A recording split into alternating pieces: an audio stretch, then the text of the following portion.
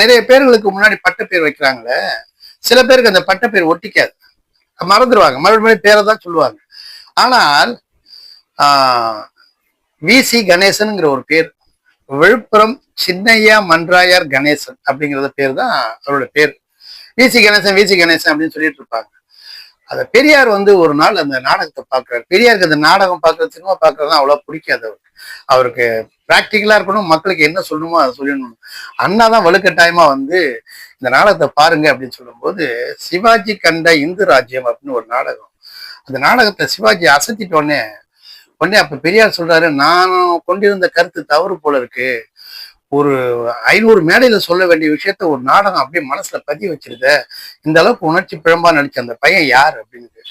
அதாவது சத்ரபதி சிவாஜியா நடிச்சிருப்பாரு சிவாஜி கணேசன்.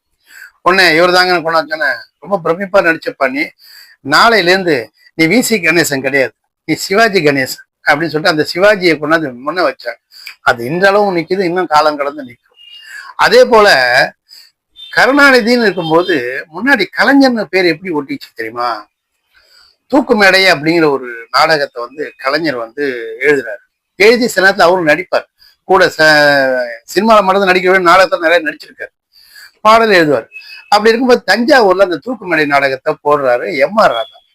எம்.ஆர். ராதா அதை போட்டு அந்த நாடகம் பயங்கர கலெக்ஷன் ஆகும் அப்படின்னு முடிவு பண்ணிட்டு போடுறாரு. போடும்போது வழியில வந்து கலைஞர் வராரு, வழியில போஸ்டர் எல்லாம் விட்டுருக்காங்க, அறிஞர் கருணாநிதி நடிக்கும் தூக்கு மேடை அப்படின்னு, அறிஞர் கருணாநிதி எழுதி நடிக்கும் தூக்கு மேடை அப்படின்னு போஸ்டர் விட்டோன்னு கருணாநிதி அவர்களுக்கு ரொம்ப ஷாக் ஆயிடுச்சு. என்ன அது, அறிஞர்னா ஒருத்தர் தான், அது அறிஞர் அண்ணா, அண்ணாவுக்கு தான் அறிஞர்னு பட்ட பேர் உண்டு. இன்னும் கேட்டா பேரறிஞர் அண்ணாலாம் சொல்லுவாங்க. அவ்வளவு பெரிய ஸ்காலர், அவ்வளவு பெரிய அறிவாளி, எங்களுக்கெல்லாம் குருநாதரா இருக்கிற அண்ணாவுக்கு கொடுத்த பட்ட பேரை அறிஞர்னு போட்டீங்கன்னா இதை நான் ஏத்துக்க மாட்டேன், நான் நடிக்கவே வரமாட்டேன் அப்படின்ட்டு.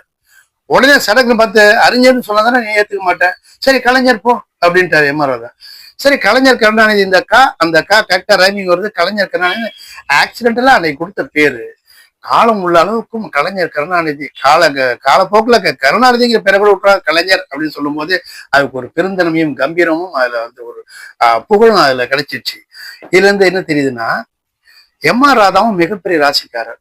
அவர் மிகப்பெரிய நடிகர் மட்டுமல்லாமல் அவர் வைத்த பேரு தான் கலைஞருக்கு மிகப்பெரிய பலமா இருந்து அவர் முதலமைச்சராக ஆக்கி சரித்திரத்துல மிகப்பெரிய இடமெல்லாம் பெறுவதற்கு அது காரணமா இருந்துச்சு.